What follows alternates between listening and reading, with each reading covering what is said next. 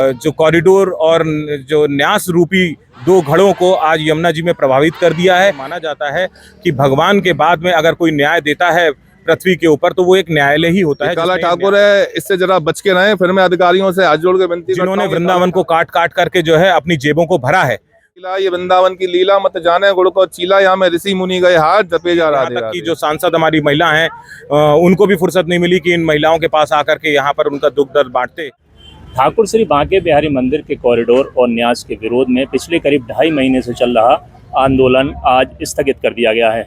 आज गोस्वामी परिवार और स्थानीय लोग जो इसका विरोध कर रहे थे वो आज एक कॉरिडोर और एक न्यास 2 मटके लेकर आए थे और उनका यमुना में विसर्जन कर दिया। सुप्रीम कोर्ट के निर्णय के बाद ये आंदोलन स्थगित किया गया है। हमारे साथ मंदिर के सेवायत हैं रजत गोस्वामी, जो काफ़ी बारीकी से इस पूरे मामले पर नज़र रखे हुए थे। उनसे बात करते हैं।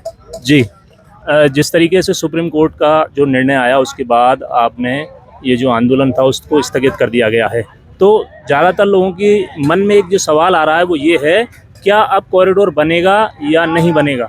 देखिए, जहाँ तक इस आंदोलन की बात थी, मातृशक्ति के द्वारा लगातार 75 दिनों से आज ये 75वां दिन है और इस तरीके का आंदोलन करा जा रहा था। और इस रूढ़िवादी सरकार का कोई भी अधिकारी या कोई भी संबंधित जो है नेता या महिला अध्यक्ष जो हैं भारत सरकार, उनमें से किसी को भी फुर्सत नहीं मिली। यहाँ तक कि जो सांसद हमारी महिला हैं उनको भी फुर्सत नहीं मिली कि इन महिलाओं के पास आकर के यहाँ पर उनका दुख दर्द बांटते, उनकी परेशानियों को सुनते। ये परेशानी माननीय सर्वोच्च न्यायालय ने सुनी और उस पर एक आदेश जो दिया गया है वो आदेश बहुत हद तक यहाँ के ब्रजवासियों, गोस्वामियों, यहाँ के दुकानदारों, व्यापारियों के लिए जो है हितकारी है। हालांकि इस आदेश को बहुत सारे ऐसे व्यापारी वर्ग जिन्होंने वृंदावन को काट काट करके जो है अपनी जेबों को भरा है, वो इसको गलत तरीके से जो है दिखाने की कोशिश कर रहे हैं, लेकिन ऐसा नहीं है। हमें पूरी आशा है अपने न्यायिक प्रक्रिया से, जिसके तहत हम लोगों को जो है इस तरीके की एक आशा की किरण दिख गई।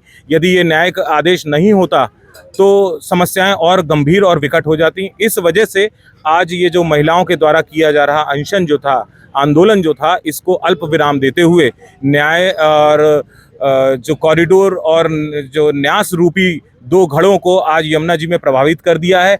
अब ये कॉरिडोर और न्यास, हमारी आशा ये है कि यमुना पार जावे या यहाँ से इलाहाबाद जावे या गंगा सागर जा करके मिल जावे। लेकिन इस मामले की जो सुनवाई है वो अब हाई कोर्ट में की जाएगी और उसके लिए 1 साल का समय दिया गया है।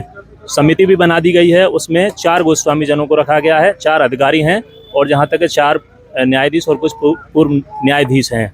तो कितनी आपको उम्मीद है कि इस समिति के द्वारा व्यवस्थाओं में बदलाव होगा या सुदृढ़ तरीके से चल पाएंगी? देखिए, जहाँ तक सरकार की एक प्रशासनिक मैटर आ जाता है और एक जुडिशियल हस्तक्षेप आ जाता है। जब प्रशासन अपनी हठ धर्मिता से बाज नहीं आता है तो लोगों को न्यायालय की शरण में जाना पड़ता है। और ये माना जाता है कि भगवान के बाद में अगर कोई न्याय देता है पृथ्वी के ऊपर तो वो एक न्यायालय ही होता है जिसने ये न्याय दिया। और उन जो न्याय जो हमको मिला है वो न्यायाधीश इस आंशिक प्रबंध समिति जिसे हम बोल सकते हैं, जो एक टाइम बाउंड है, वो उसमें 4 अधिकारी वो हैं और 4 गोस्वामी वर्ग हैं और इसके अलावा 4 या 5 जो प्रशासनिक अफसर हैं वो हैं। निश्चित तौर पर उनका कार्य जो है प्रबंधन से संबंधित होगा, जो पहले भी कर रहे थे वो आज भी करेंगे। साफ सफाई के लिए यहाँ पर जो है नगर निगम के बड़े अधिकारियों को उनको इन्वॉल्व किया गया है और कई सारे और ऐसे अधिकारियों को इन्वॉल्व किया गया है। तो हमें अपनी न्यायालय पर और न्यायिक प्रक्रिया पर और अपने न्यायाधीशों पर पूरा विश्वास है। निश्चित तौर पर वो यहाँ पर जो भी कार्य करेंगे वो मंदिर के हित में, गोस्वामियों के हित में, यहाँ के ब्रजवासियों के हित में, यहाँ के व्यापारियों के हित में, सबके हित में वो कार्य होगा। इसके अलावा इस पूरे आंदोलन में एक बड़ा चेहरा थे जो पूरे जो प्रक्रिया को देख रहे थे और उसको बढ़ाने में अहम भूमिका निभा रहे थे। हमारे साथ हैं दीपक पारासर जी, उनसे बात करते हैं। जी दीपक जी, निर्णय आया सर्वोच्च न्यायालय का और अब क्या कदम रहेगा आगे? सर्वोच्च न्यायालय का आदेश जो आया है उससे हम सब लोगों को आंशिक खुशी मिली है। खुशी इसलिए मिली है कि जो प्रशासनिक दबाव था हमारे ऊपर, हट धर्मिता का, रूढ़िवादिता का, कि नहीं जी हमको कॉरिडोर बनाना ही बनाना है, राजी गैर राजी बनाना है, तो उस पर न्यायालय की रोक लगी है। अब जो हाई कोर्ट के जो न्यायाधीश, जो हमारे रिटायर्ड न्यायाधीश हमारे संग जुड़े हैं, वो पूरे मामले को अब देखेंगे। केवल प्रशासन की इसमें हट धर्मिता नहीं चलेगी, वो भी देखेंगे कि इसको कैसे किया जाए, सुधार कैसे हो, सबसे बड़ी बात यह है कि यहाँ की जो अव्यवस्था है उनमें सुधार कैसे हो। तो हम भी 4 गोस्वामी जन उसमें शामिल हुए हैं, वो सुझाव देंगे कि इसे सुझाव के जरिए कॉरिडोर बनाने की और न्यास बनाने की कोई आवश्यकता नहीं पड़ेगी। तो अब देखते हैं आगे क्या होगा। जिस तरीके से जो सुप्रीम कोर्ट का आदेश है उसमें ये बताया गया है कि जो समिति बनाई गई है पूर्व न्यायाधीश के अध्यक्षता में, उसमें वो देखेगी कि मंदिर के आसपास का जो पौराणिक स्थल है उसका संरक्षण किया जाए और उसके हिसाब से व्यवस्थाएं की जाएं। तो क्या आप आशावादी हैं? कितने आशावादी हैं? ASI के एक अधिकारी को भी इसमें समिति में जोड़ा गया है। जी जी। वो इसीलिए जोड़ा गया है कि पुरातत्व विभाग के जितना भी मतलब मॉन्यूमेंट्स जो भी हैं अपने जो संरक्षित किए जा सकते हैं, तो वो व्यक्ति बताएंगे कि हाँ जी इन कुंज गलियों को छेड़ना श्रेयस्कर होगा कि नहीं होगा। ये कुंज गलियां इतनी प्राचीन है, पुरातत्व सर्वेक्षण विभाग के अंतर्गत आती हैं, कई मंदिर हैं, उन मंदिरों को तोड़ने से क्या हानि हो सकती है। तो वो अपनी अधिकारी जो जोड़े गए वो अपनी बात रखेंगे। इसके अलावा जो उपायुक्त नगर निगम के उपायुक्त रखे गए वो साफ सफाई की व्यवस्था देखेंगे। तो ये सुप्रीम कोर्ट ने जो ये प्रबंधन समिति बनाई है 1 साल के लिए, या जब तक फैसला नहीं आ रहा है जब तक के लिए बनाई है, ये स्वागत योग्य है, हम इसका स्वागत करते हैं। जिस तरीके से इसमें कोई एक बात और बता दूं मैं कि जो भ्रम फैलाया जा रहा है कि ये और ज्यादा टिपिकल हो गया, ऐसा कुछ टिपिकल नहीं हुआ है। ये सुप्रीम कोर्ट की तरफ से एक प्रबंधन समिति बनाई गई है, बस कि प्रबंधन समिति ये प्रबंधन देखेगी पूरा मंदिर का क्या है क्या नहीं है। इसमें हम लोगों को रात वाली बात है, और जो कॉरिडोर के प्रेमी है और न्यास के प्रेमी है वो जरूर इस बात को लेके थोड़ा घबराए हुए हैं कि ये क्या हो गया, क्योंकि उनको तो लग रहा था कि महीने 2 महीने में कॉरिडोर का काम शुरू हो जाएगा, लेकिन ऐसा नहीं हुआ। तो भैया ब्रजवासी जो वास्तव में ब्रजवासी हैं, जो नहीं चाहते हैं कॉरिडोर और न्यास आए, उन सबको बहुत बहुत बधाई है, और जो चाहते थे कि कॉरिडोर न्यास आए उनको भी बधाई है बहुत बहुत।